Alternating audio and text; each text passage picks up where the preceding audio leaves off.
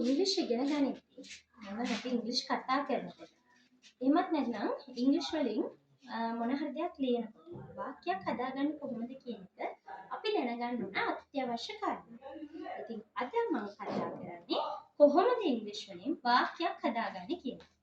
ඒක අපි ටෙන්සස් කියන මාතෘකාව යටතේ කතා කරමු. අපිට ප්‍රධාන වශයෙන් වාක්‍ය රටා හතරක් තියෙනවා ඉගෙන ගන්න.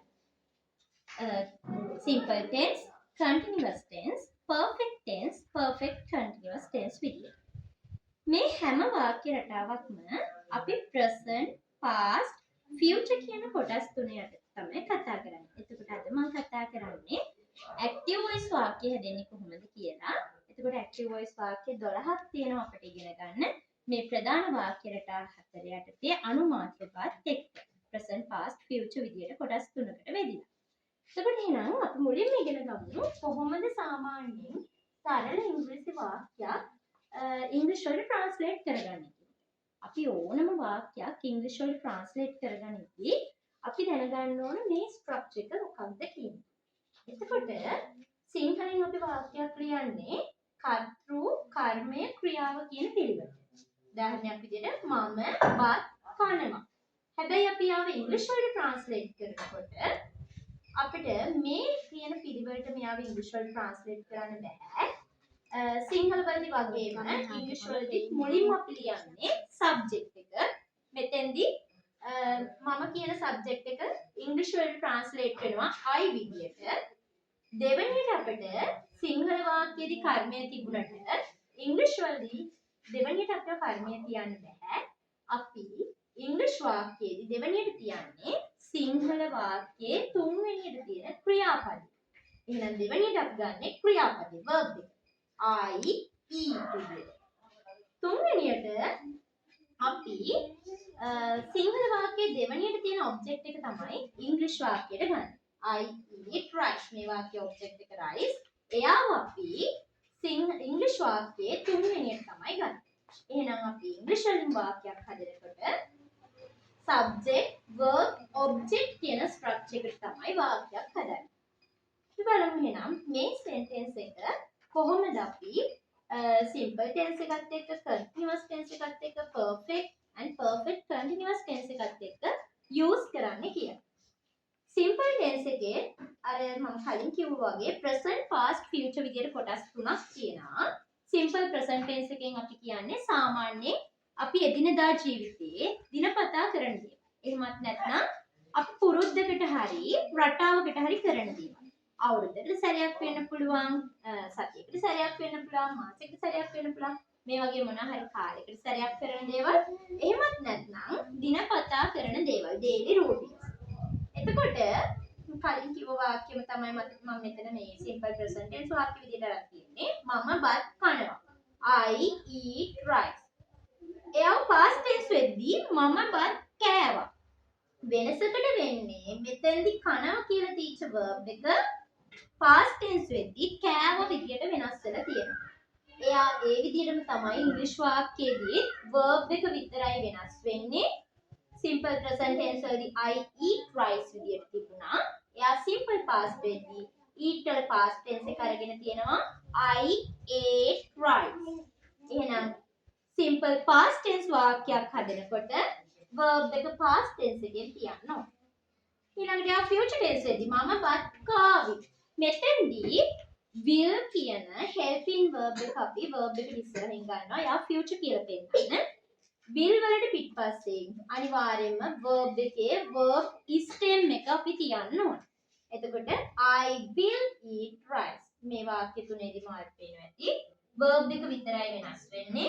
simple present tense එකේදී I eat rice, past tense වෙද්දී I ate rice, future වෙද්දී I will eat rice.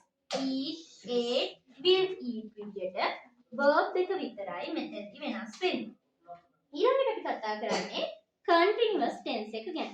මේ continuous tense එකේ තියෙන විශේෂත්වය තමයි අපි කරමින් කියන අදහස දෙන ක්‍රියාපද තමයි continuous tense එකේදී කියන්නේ. කරමින් කියන අදහස දෙන්නේ. එතකොට present continuous නම් කරමින් ඉන්නවා, past continuous නම් කරමින් හිටියා, future continuous නම් කරමින් ඉඳීවි. මෙතෙන්දී මේ සිංහලෙන් කියන මින් කියන අදහස ඉංග්‍රීසි වලට එද්දී verb එකට ing එකතු කරලා තමයි අපි මින් කියන ශබ්දය ගන්න. මින් කියන අදහස ගන්නෙ verb එකට ing එකතු කරලා. එතකොට coming කියන්නේ eating. eat වලට verb eat වලට ing එකතු කරලා තමයි අපි coming කියන අදහස ගන්නෙ. present continuous නම් එතෙන්දී දැන් මේ verb එකේ ing use කරනවා නම් වාක්‍යයක අපි ආට ඉස්සරහින් අනිවාර්යයෙන්ම verb එකේ be verb එක use කරන්න ඕනේ. present continuous නම් am is are එක තමයි verb ing. past continuous නම් was were එක verb ing. future continuous නම් will be එක verb ing. එහෙනම් මම but coming ඉන්නවා නම් I am eating rice. Mama but coming හිටියා I was eating rice. Mama but coming ඉදීවි I will be eating rice. මෙතෙන්දී මෙන්න මේ am was will be කියන කොටස් තුන විතරයි වෙනස් වෙන්නේ. present continuous නම් am is ආයනවා, past continuous නම් was were, future continuous නම් will be. ing ස්වරූපය වෙනස් වෙන්නේ නැහැ continuous tense එකේදී. ඊළඟට perfect tense එක. perfect tense එකේදී කියන්නේ මොනවා හරි දෙයක් කරලා තියෙනවා, කරලා තිබුණා, කරලා තියේවි කියන අදහස දෙන වාක්‍ය. උදාහරණයක් විදිහට ගත්තොත් මම බත් කාලා තියෙනවා, මම බත් කාලා තිබුණා, මම බත් කාලා තියේවි. දැන් මෙතන continuous tense එකේදී තිබිච්ච විශේෂත්වය තමයි be verb එකත් එක්ක verb එකේ ing use වෙනවා. simple tense එකේදී verb එක විතරයි.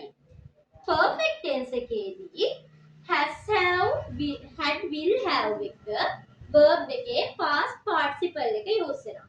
දැන් මෙතන මම බත් කාලා තියෙනවා නම් I have eaten rice. present මේ tense එකේදී ඉන්නේ has have කියන helping verbs. එතකොට I එක use කරන්නේ have. එහෙනම් එතනදි වාක්‍ය හැදෙනවා I have eaten rice. මම බත් කාලා තිබුණා. මොනවා හරි දෙයක් කරලා තිබුණා කියන වාක්‍ය. එතකොට යා past tense එකේදී has have වල past form එක මේ යොදා ගන්නවා had. I had eaten rice. මම බත් කාලා තියේවි. කරලා තියේවි කියනකොට will have use කරනවා. will have eaten rice. අනිවාර්යයෙන්ම has have had will have කියන කොටස් වලට පිටිපස්සේ verb එකේ past participle form එක use කරනවා. be verb එකක් පිටිපස්සේ නම් verb එකේ ing ස්වරූපය use කරනවා. has have had will have පිටිපස්සේ නම් verb එකේ past participle form එක use කරනවා. ඊළඟට අපේ අන්තිම වාක්‍ය රටාව perfect continuous tense.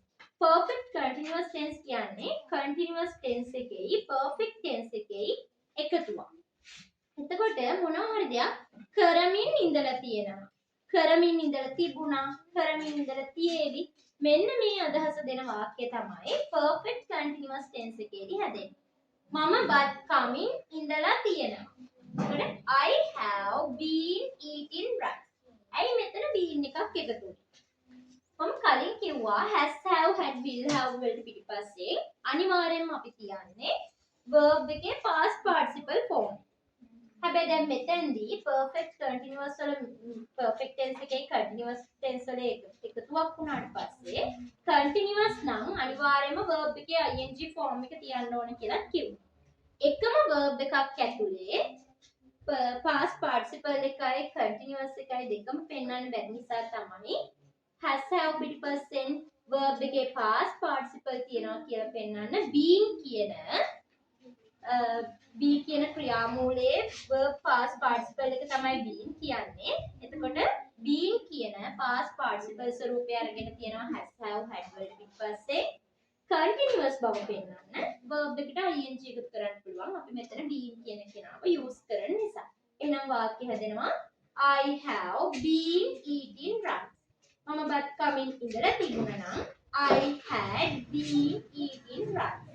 මම බත් කමින් ඉඳලා තියේවි I will have been eating rice. එහෙනම් අපි මුලින් ඉඳන්ම බැලුවොත් මේ වාක්‍ය රට එකින් එකට මම වෙන් කරලා පෙන්නලා තියෙනවා. මේවයි වෙනස් වෙන්නේ ගොඩක් දුරට වෙනස් වෙන්නේ be verb එක විතරයි. වාක්‍ය රටාවෙන් රටාවට verb එකේ ස්වරූපය වෙනස් වෙනවා. හැබැයි යා present past future කියන කොටස් තුන ඇතුලේ එකම විදියට තමයි ඉන්නේ. මම බත් කනවා I eat rice. මම බත් කෑවා I ate rice. මම බත් කාවි I will eat rice. මම බත් කමින් ඉන්නවා I am eating rice. මම බත් කමින් හිටියා I was eating rice. මම බත් කමින් ඉඳීවි I will be eating rice. Perfect tense එකේදී මම බත් කාලා තියෙනවා I have eaten rice. මම බත් කාලා තිබුණා I had eaten rice. මම බත් කාලා තියේවි I will have eaten rice. Perfect continuous tense එකකදී මම බත් කමින් ඉඳලා තියෙනවා I have been eating rice. මම බත් කමින් ඉඳලා තිබුණා I had been eating rice. මම බත් කමින් ඉඳලා තියේවි